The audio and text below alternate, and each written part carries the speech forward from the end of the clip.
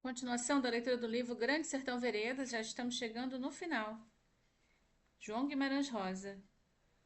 Quantos com que, assim viessem, se guerreava, mas sempre um chefe é uma decisão. Falei, e quando mesmo dei tento, já tinha determinado as ordens justas carecidas, tudo atinado, o senhor veja e tal.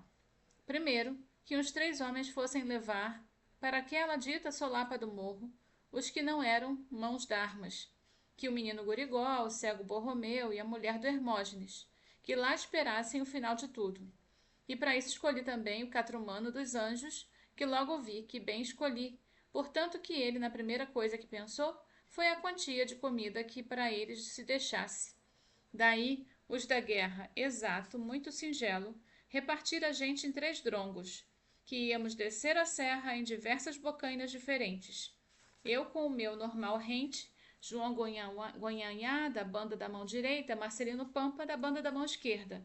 Eles fossem para ladear e revir o cometer, dando todas as retaguardas. Num átimo discutido assim, o pessoal se arrumou para ir, já indo. Jagunço nunca dilata, mas os de João Gonhanhá e os de Marcelino Pampa, primeiramente, que deviam de longe. Eu, com os meus, tinha mais tempo, convinha mesmo retardar. Estive contando os cavalos. Te arma bem, Diadorim, eu disse. Te arma bem, mano, meu mano. Porque foi o que eu disse. Então o senhor me confere que eu ingrato não era, e que nos cuidados do meu amor de Adorim sempre estava. E amor é isso, o que bem quer e mal faz.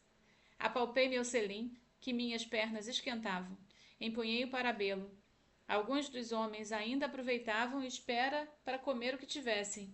E uns quis me obsequiar com metade de uma broa de brote, de cirroê, e outro, que trazia um embornal de couro cheio com cajus vermelhos e amarelos. Rejeitei, por mesmo que naquele dia eu estava de jejum quebrado, só com uma jacuba.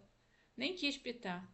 Não por nervoso, mas eu sabia que era 1 minuto e não era a hora. E o do embornal com os cajus, sendo do João Nonato, diamantinense, decidido, agradável, me disse: Hoje, chefe, depois que se ganhar, com um bom gold se festeja. Oi, sim. E de repente eu disse dizer: Tu, menino, tu vem adiante, mano velho. Emparelha-se comigo, tu me dá sorte. Deixamos de esporas. Descemos na cava. Por feliz a gente vinha em oculto.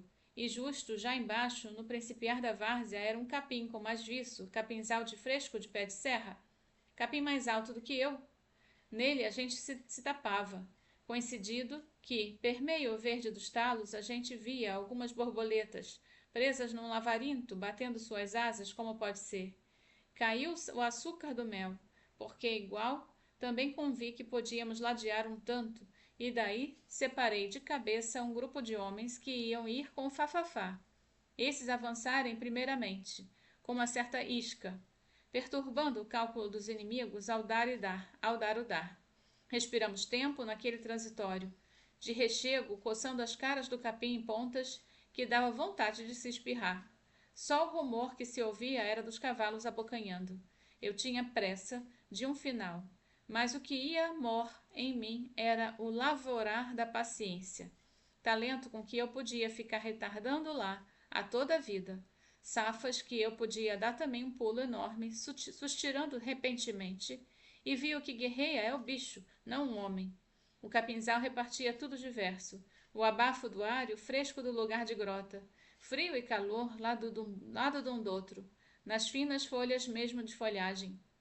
Mas o calor vinha subindo, era pernas acima, no meu corpo, nos meus pés, de tão quentes suavam, e eu não enxergava o chão, mas o cheiro do lugar ali era de barro amarelo maçal, suspensos no parar. Mesmo a gente se embalançava na cela, banda para banda, na suavidade essa, conforme temperação de que o espírito necessitava, sendo que muito quieto para não assustar os pássaros que comem sementes do capim, porque o revoo deles havia de dar ao inimigo alto aviso no ar.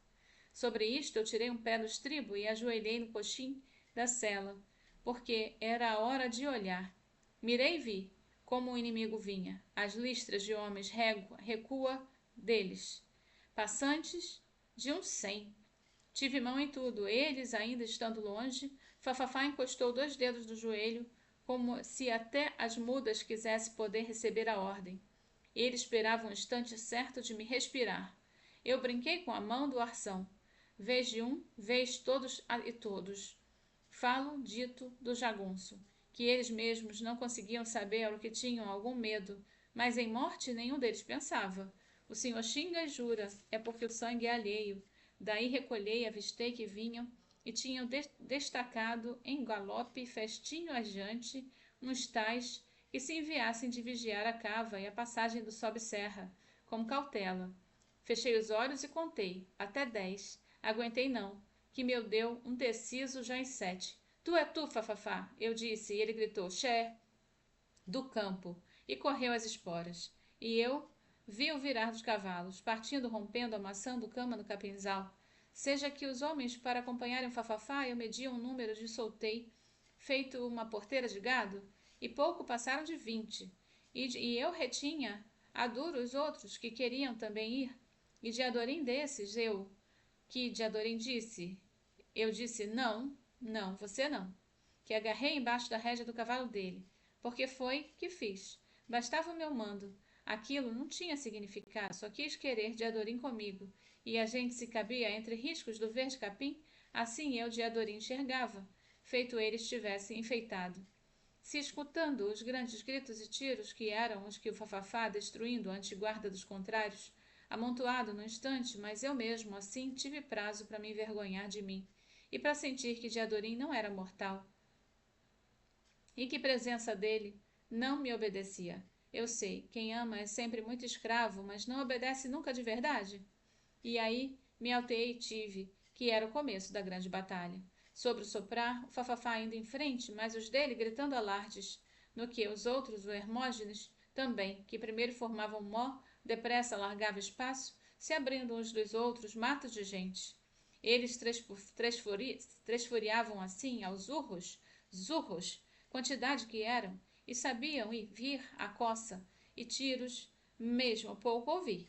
Mas no liso seco estradal do meio do campo deu um pano de poeira, espenachada. Eu bebi gotas. Digo isto é que ainda esperei mais.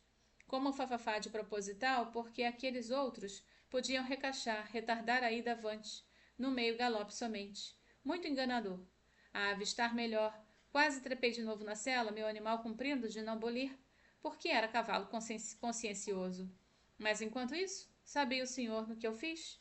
Que fiz o sinal da cruz em respeito, e isso era de pactário, era de filho do demo? Tanto que não, renego, e mesmo me lembro do que se deu por mim, que eu estava crente, forte, que no demo do cão, sem a Samo, quem era para quê? Para ele, o Hermógenes era pro demo, mas com o arrojo de Deus eu queria estar. Eu não estava? Foi um instante de tempo que era o momento. Só chamei João Conclis, agora é agora, e joguei a rumo, lá vai obra. Meu cavalo saiu às cabeçadas, todos atrás de mim no arranque, e era o mundo mesmo. Gritei de sussurros, vale 6, e toma 9, nas grimpas da voz, e ele meus gritando de feroz, que semelhavam sobrevindos sobre o ar, menos vi, mas todo tamanduatão se alastrou em fogo de guerra.